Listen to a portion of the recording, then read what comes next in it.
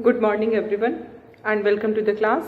We are doing the revision of the chapter Vital Villages Thriving Towns, and under this chapter we have discussed about various sources through which we know about the villages and the towns. Like we have discussed about Sangam literature, through which we know how the organization of the village was done in the southern part of the country. Then about the life in the cities, we know through various sources like Jatkas were there, in which stories are there, and through these stories we come to know about the past, how the city was organized, what were the livelihoods of the people, how life was in in the cities. Other than Jatakas, there are other sources like sculptures. Sculptures are there through which we know about history, like Sanchi in the stupa of Sanchi, the sculpture which is used in the railings and gateways that tell so many things about the city life. And besides, archaeologists are there who excavate and they find so much things, so many things like pots हैं, tools हैं, weapons हैं, buildings हैं, and through these also we know about the past. And then the accounts of the sailors and travelers, this is also a very important source to know the history. Other than this, we have also discussed about the punch marked coins, the coins which were made of metals, and these coins were used in the whole of the subcontinent, and they also tell us so many things about the life in the cities. And now we are discussing one of the important cities of that time, that is Mathura. And we have also started our discussion regarding Mathura, what makes Mathura an important city. What is the importance of Mathura? So first of all, we have discussed the location of Mathura. Location is very much important because Mathura is such located that it is at the crossroads of two major routes of travel. एक तो north से south वाला जो root था, और एक north west से east की तरफ का जो रूट था, उसमें हम देखते हैं कि उसके क्रॉस रोड पे ये लोकेटेड है, and that makes it very important because trading route पे जो भी शहर होता है उसका इम्पोर्टेंस बढ़ जाता है, क्योंकि ट्रेडर्स का आना जाना वहाँ पर ज़्यादा होगा, and when traders will come and at that place, तो क्या होगा कि जो उस शहर की प्रॉस्पेरिटी भी उसके साथ साथ बढ़ती है, क्योंकि टैक्स एंड ट्रिब्यूट्स भी मिलते हैं. ठीक है, तो other than this we have also seen that Mathura was a fortified city, and so many several shrines were there around Mathura, and it was also a center where some very fine sculpture was produced, and it was the second capital of Kushanas. When Kushana's rule was there, it was the second capital of Kushanas, and Mathura was a religious center for not only for Buddhist but also for Jainism and Hinduism. Buddhism, Jainism और Hinduism, इन तीनों का ही वो religious centre था, क्योंकि वहाँ पे हमें Buddhist monasteries भी मिलते हैं, जैना श्राइन्स भी मिलते हैं, और कृष्णा का टेम्पल भी मिलता है. ठीक है, एंड इसमें हमने ये भी देखा था कि जो लोग थे, people, they use to donate so many things to people for the temple, और उनको जब वो डोनेट करते थे तो फिर उस पर वो सारी चीज़ें लिखी होती थी कि किसने डोनेट किया है, क्या किया है ना. And then we were discussing about these crafts and craft person, जिसमें हमने ये देखा कि कैसे जो नॉर्थ इंडिया में ब्लैक पॉलिश्ड वेयर जो थे वो बहुत ही इंपॉर्टेंट थे, जो कि मिट्टी के बनते थे, लेकिन उनकी पॉलिशिंग इस तरह से की जाती थी जिससे लगता था कि वो मेटल के बने हुए हैं, मेटल जैसे उसमें शाइन आ जाती थी.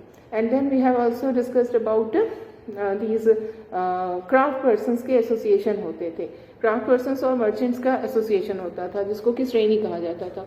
श्रेणी जो था वो क्राफ्ट पर्सन्स का एसोसिएशन था, और ये जो क्राफ्ट पर्सन्स का एसोसिएशन होता था यानी कि श्रेणी, इसमें क्राफ्ट पर्सन्स को क्या किया जाता था, उनको ट्रेनिंग दी जाती थी. Not only training, they were given training, but also raw materials were also given to them. उनको रॉ मटेरियल भी दिया जाता था और उसके बाद ट्रेनिंग दी जाती थी और जो भी फिनिश प्रोडक्ट होता था उसको डिस्ट्रीब्यूट कराया जाता था। ये सभी श्रेणीज का काम होता था।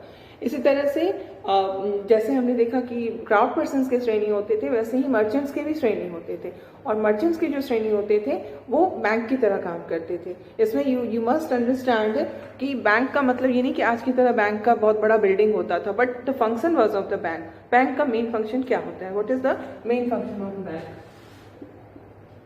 अगर हम देखें तो बैंक का जो मेन फंक्शन होता है वो होता है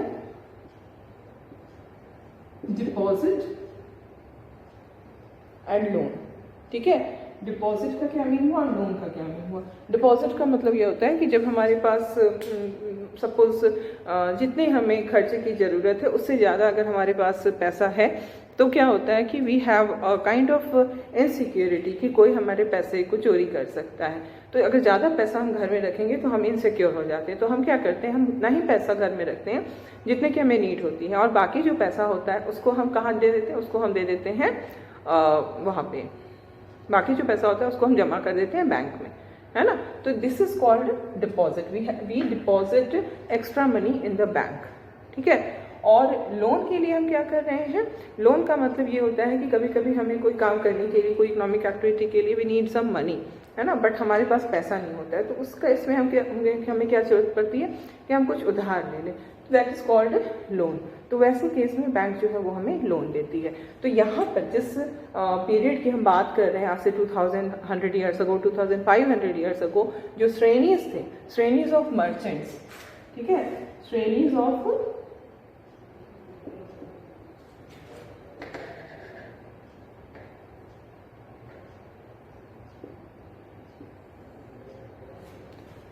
श्रेणीज ऑफ मर्चेंट्स जो थे उसमें क्या हम देखते हैं कि ये दे वर्कड एज बैंक। और बैंक का क्या काम था? वो मनी डिपॉजिट करते थे।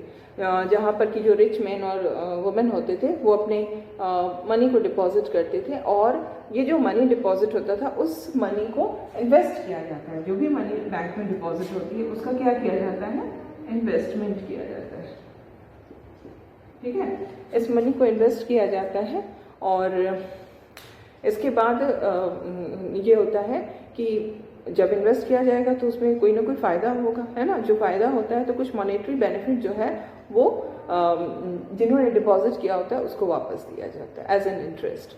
जब भी हम पैसा बैंक में डिपॉजिट करते हैं तो उस पैसे पर हमें इंटरेस्ट मिलता है। क्यों इंटरेस्ट मिलता है? क्योंकि जो पैसा हमने डिपॉजिट किया है वो पैसा बैंक बस पैसा आपको नहीं रखती, बल्कि उस पैसे से वो और भी पैसा अर्न करती है, कहीं किसी इकोनॉमिक एक्टिविटी में लगाती है तो जिससे अर्निंग होती है। तो बैंक को अर्न होगा तो हमारे पैसे से बैंक की अर्निंग हो रही है तो बैंक उसका एक पार्ट जो है वो हमें देता है। That part is known as interest. तो उस समय भी ऐसे ही होता था। जो रिच मैन एंड वुमेन है वो अपने एक्स्ट्रा मनी को डिपॉजिट करते थे और उस डिपॉजिटेड अमाउंट पे उन्हें कुछ इंटरेस्ट मिलता था। या फिर कभी कभी ये भी होता था कि जो भी मनी क्रिएट हो रही है उस मनी को रिलीजियस इंस्टीट्यूट्स जैसे थे, जैसे मोनास्ट्रीज है, टेम्पल्स हैं, उनके लिए वो खर्च कर दिए जाते थे। ठीक है, तो इस तरह से जो श्रेणीज ऑफ मर्चेंट्स थे दे वर्कड एज बैंक्स। ठीक है, और इसी में अब एक और दूसरा जो टाउन है उसके बारे में हम पढ़ेंगे and that is the town of Arikamedu. ठीक है, we will know more about a town named Arikamedu.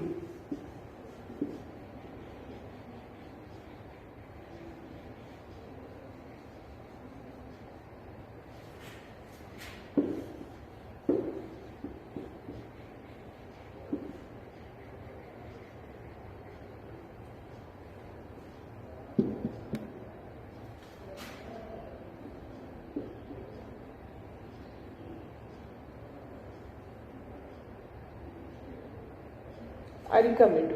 अब अरिकामेडु जो है उसका अगर लोकेशन हम देखते हैं तो वो लोकेशन कहाँ पर है? अरिकामेडु जो है वो आज का पुडुचेरी है। ठीक है, और ये हमारे जो हमारा पेनिनसुला है, पेनिनसुलर इंडिया है, उसके ईस्टर्न कोस्ट पे ये है। ठीक है, और इसमें हम देखते हैं कि आज से करीब करीब 2200 एंड 1900 ईयर्स अगो अरिकामेडू जो है वो बहुत ही फेमस था। और चूँकि ये कोस्टल है, समुद्र के किनारे था, तो यहाँ से क्या होता था कि ट्रेडिंग के लिए ये एक बहुत ही सूटेबल पोजीशन था। तो अरिकामेडू की हम बात कर रहे हैं आज से 2200 से 1900 ईयर्स अगो।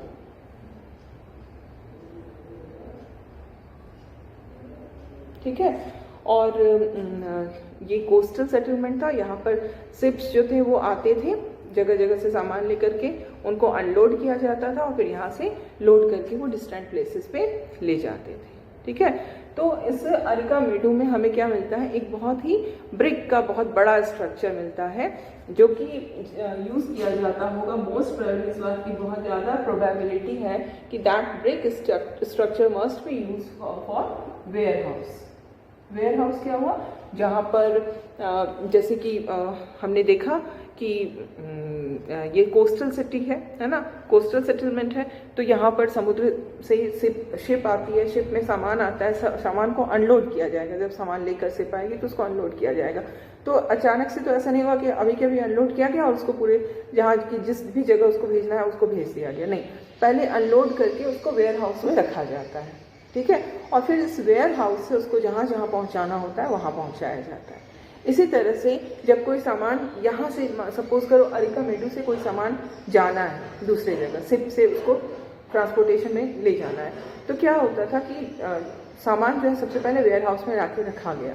ठीक है, जितने भी सामान की जरूरत है, जितना एक शिप में अंदर आ सकता है, वो सारे सामान जब जमा हो जाएंगे वेयर हाउस में, तो फिर उस सामान को वेयर हाउस से शिप में लोड किया जाएगा और फिर शिप से वो अपने डेस्टिनेशन पे जाएगा। तो इस तरह से वेयर हाउस जो होते हैं वो कोस्टल सेटलमेंट्स में होते हैं, ताकि जहाँ पर कि सामान को अनलोड और लोड किया जाता है।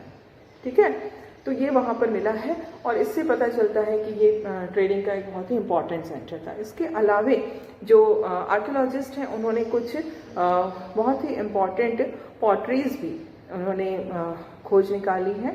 अगर हम देखें तो जैसे कि मेडिटेरेनियन रीजन से कुछ पॉटरी जो है वो यहाँ पर मिले हैं। और मेडिटेरेनियन रीजन जो हम जिसकी बात कर रहे हैं वो क्या है,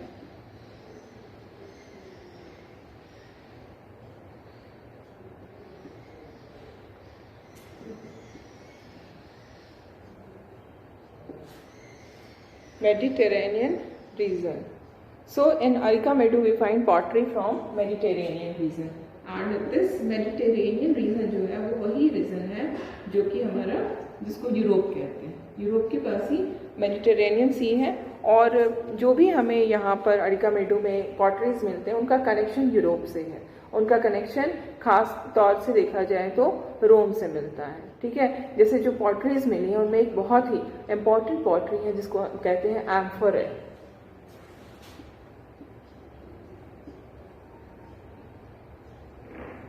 ठीक है, ये जो पॉटरी है इसकी क्या खासियत है, इसको कैसी ये होती है। एम्फोरे जो है वो ऐसा होता है कि डबल हैंडल्ड जार होते हैं जिसमें कि लिक्विड रखी जाती है, जैसे वाइन हुआ या ऑयल हुआ। ठीक है, तो इसको हम कहते हैं डबल हैंडल्ड जार। ठीक है, इस तरह से जार है, इसमें दोनों तरफ से हैंडल लगे होते हैं। ठीक है, और ये जो एम्फोरा है ये एक्चुअली इसका जो ओरिजिन है वो कहाँ पर है, इसका जो ओरिजिन है वो मेडिटेरेनियन रीजन में, यूरोप में इसका ओरिजिन हमें देखने को मिलता है। ठीक है, और ये हमें नजर आ रहा है कहाँ पर, अरिकामेडू में। इसका मतलब साफ है कि इन दोनों जगहों के बीच में ट्रेड रिलेशन जो था वो स्टैब्लिश था। ठीक है, ये इस तरह का पॉट समझ लीजिए।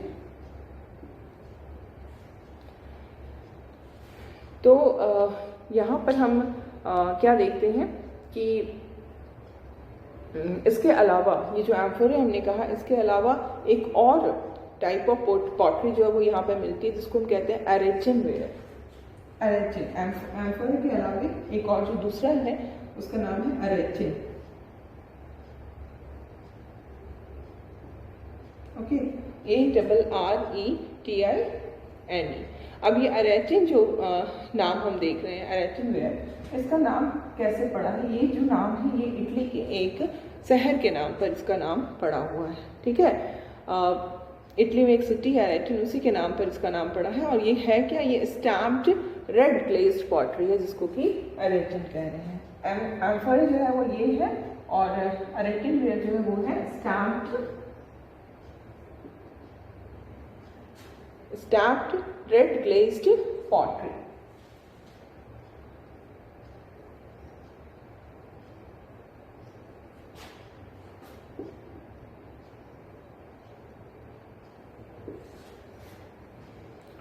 ठीक है, स्टैम्प्ड रेड ग्लेज्ड पॉटरी इसको हम कहते हैं।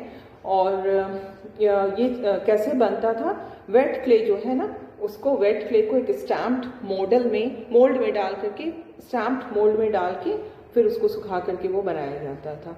ठीक है, और ये बनते थे लोकल, लेकिन इन पे जो इम्पैक्ट था वो रोमन डिज़ाइन का इम्पैक्ट होता था, क्योंकि रोम से ट्रेडिंग होती थी, रोम से आना जाना होता था। तो यहाँ पर अरिका मेडू का जो क्लोज कनेक्शन है वो हमको रोम से दिखता है।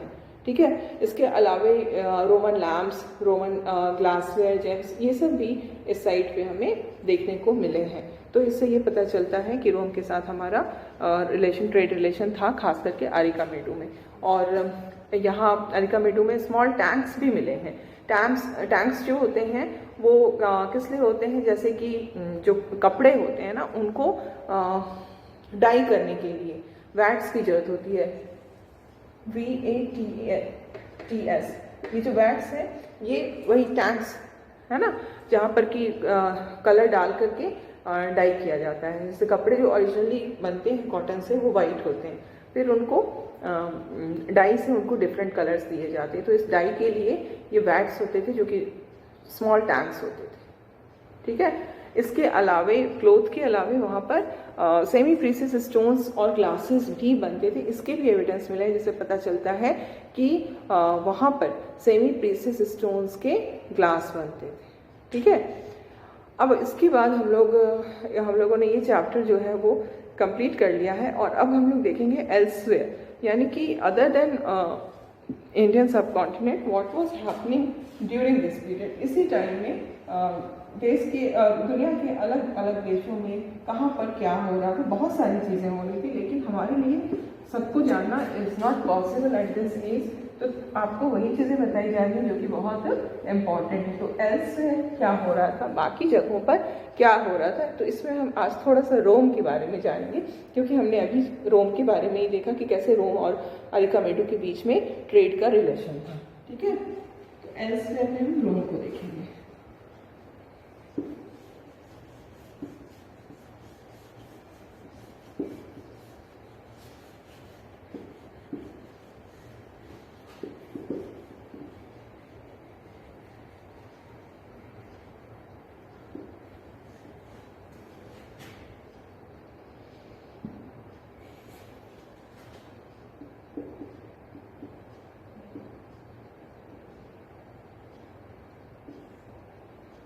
ठीक है, एल्सवेयर में हम किसको देखेंगे, हम रोम को देखेंगे। रोम का अगर आप वो पोजीशन देखिएगा तो रोम जो है at present it is capital of Italy.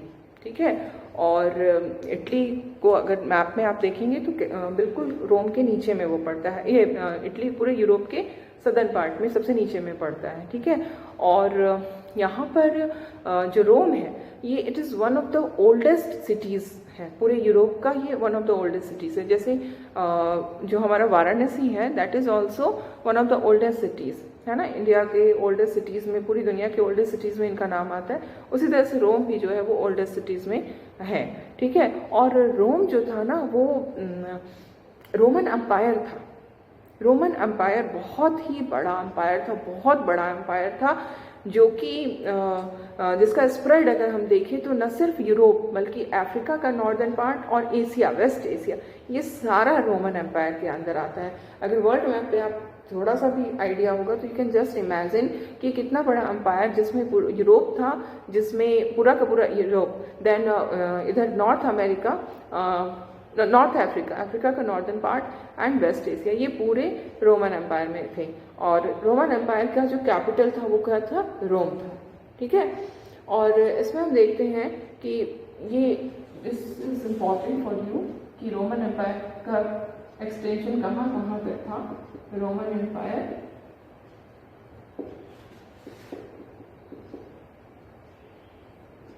Europe, North Africa and West Asia.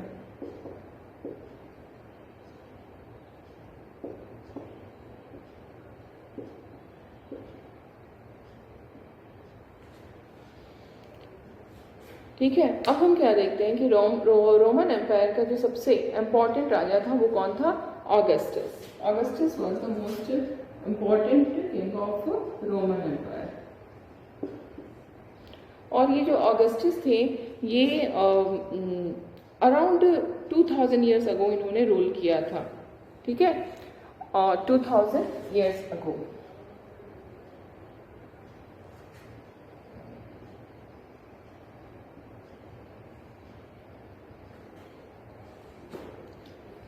और उनका ये कहना था, he was used to say this कि he found Rome a city of brick and made it into a city of marble। तो जब Augustus बने थे रोम के राजा, उस समय रोम में कुछ भी ऐसा स्ट्रक्चर नहीं था, लेकिन उन्होंने बहुत सारा उसका डेवलपमेंट किया, कई सारे स्ट्रक्चर्स बनवाए। And that is why he said that कि when he found Rome, when I find Rome, it was a city of brick and then I made it into a city of marble। मैंने city of brick को city of marble बना दिया। ठीक है, and उसके बाद भी जब ऑगस्टस के बाद भी जो रूलर्स आए उन्होंने भी इसी ट्रेंड को जारी रखा था। ठीक है, और इस समय बहुत सारे बड़े बड़े एम्फी थिएटर्स बने। एम्फी थिएटर्स क्या हुए? एम्फी थिएटर्स वो होते हैं ना जहाँ पर कि ओपन थिएटर हुआ और जिसके चारों तरफ टियर्स ऑफ सीट्स बने होते हैं। ठीक है, एम्फी थिएटर में ऐसा कर सकते हैं जैसे बीच का एक ओपन स्पेस है, यहाँ पर जो कुछ भी होना है यहाँ पर होगा और इसके चारों तरफ जो है ना आप ऐसा देखते होंगे, चारों तरफ ये सीढ़ियाँ बनी हुई है जिसमें लोगों के बैठने का ये होता है। ठीक है, ऐसे ऐसे करके ये डाउन, ऐसे ऊपर से नीचे की तरफ, इसी को हम कहते हैं एम्फी थिएटर। Amphi theatre. ठीक है, तो इस तरह के जो एम्फी थिएटर्स हम देखते हैं वो वहाँ पर बने और इसमें सिटीजन्स जो होते थे वो चारों तरफ बैठे होते थे और जो कुछ भी शो बीच में शो चल रहा होता है, हर तरह का कुछ भी डिफरेंट टाइप ऑफ एक्टिविटीज़ चल रहे होते हैं जिसको चारों तरफ से लोग देखते हैं और लोग यहाँ पर मिलते थे और रिलैक्स होते थे, है ना। इसके अलावा इतना ही नहीं, वहाँ पर यूज एक्वेडक्ट्स भी होते थे। एक्वेडक्ट्स का मीन्स क्या हुआ? AQUEDUCTS, एक्वेडक्ट्स। एक्वेडक्ट्स जो है वो वाटर सप्लाई करने के लिए जो चैनल होता था जिससे कि शहर में पानी आता था, क्योंकि वाटर का तो सोर्स रिवर्स हैं, लेक्स हैं, अब वहाँ से वाटर को सिटी में लाना ये एक बहुत बड़ा काम होता था। तो ये एक्वेडक्ट्स होते थे जिससे कि वाटर जो है वो रिवर से, लेक से, इन सब जगहों से यहाँ पर लाया जाता था, सिटी में लाया जाता था ताकि लोग अपने यूज़ कर सके for the purpose of bathing और फाउंटेन्स और toilets. Okay, so this is all. Your chapter is completed and the question answers which is given at the end of the chapter is done through Snapwork. You have done the question answer. Now we will discuss some of the question answer from between the chapter. ठीक है, chapter के बीच से कुछ questions को हम लोग discuss करेंगे। So there can be many questions from between the chapter. We will discuss some of the questions.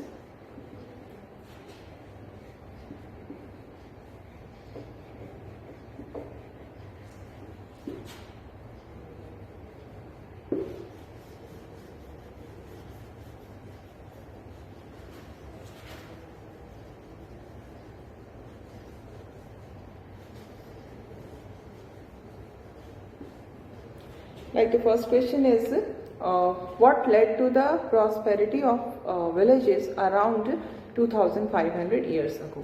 ठीक है. The question is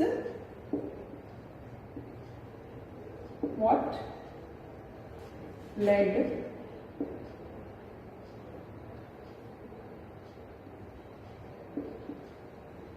to the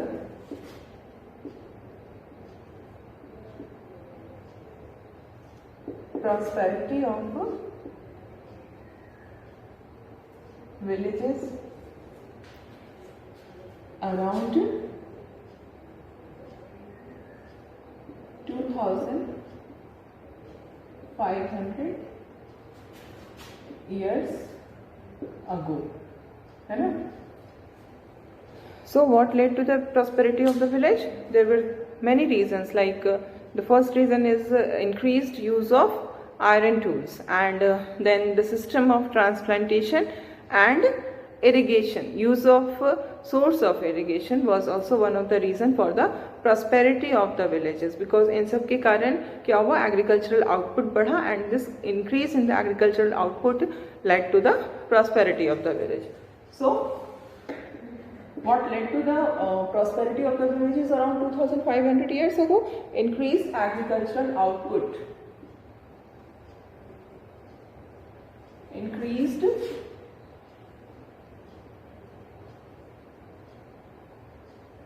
agricultural output led to the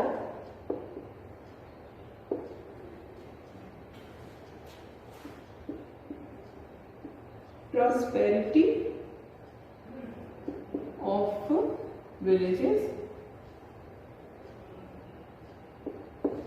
and the reason for increased agricultural output are following, है ना. The reasons for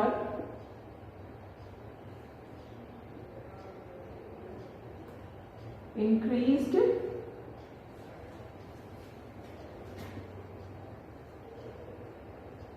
agricultural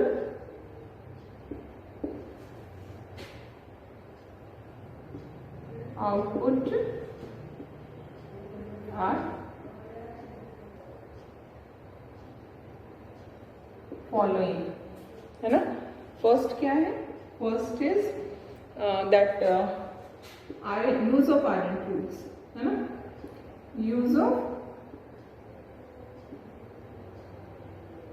iron tools. Second क्या होगा? Transplantation.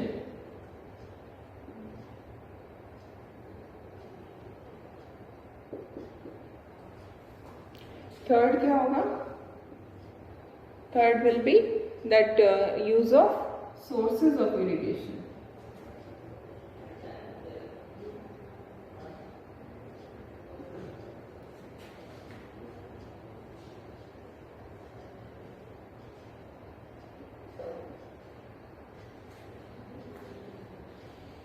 ठीक है, ये हमारा रीजंस हो गए.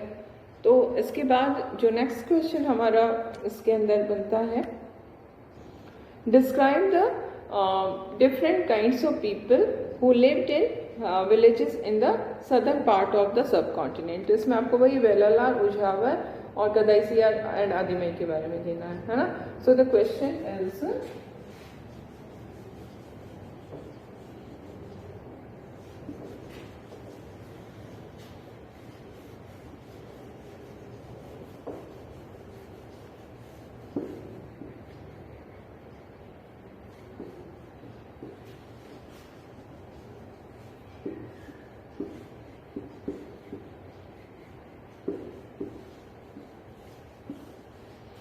the question is describe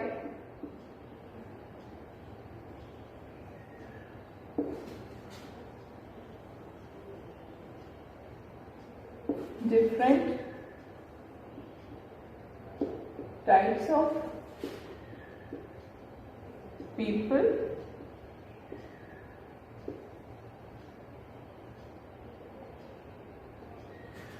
of people who lived in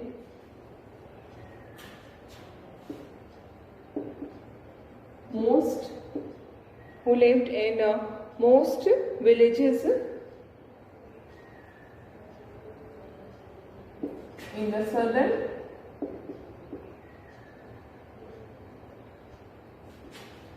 part of the subcontinent.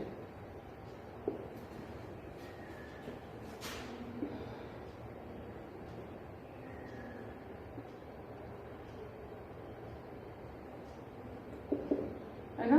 Answer क्या होगा कि different types of people who lived in most villages in southern part of the subcontinent are following. ठीक है, ये sentence आपको खुद से यहाँ से लिखना होगा. And what is the who are the different people? Vellala, the large land owner,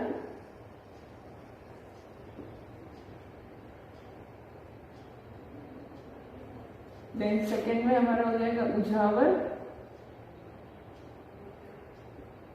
उजावर who were the ordinary ploughmen, है ना?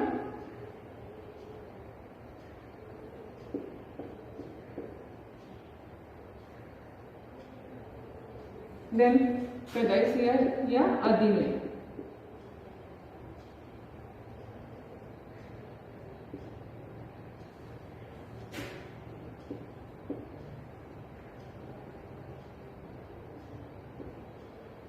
इसमें क्या हो जाएगा? इसमें वो जो लैंडलेस थे, स्लेव्स, है ना? Slaves and landless labourers.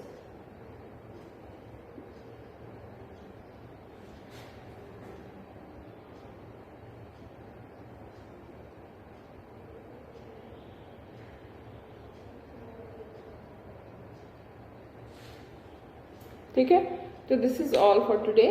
Now we will meet in the next class.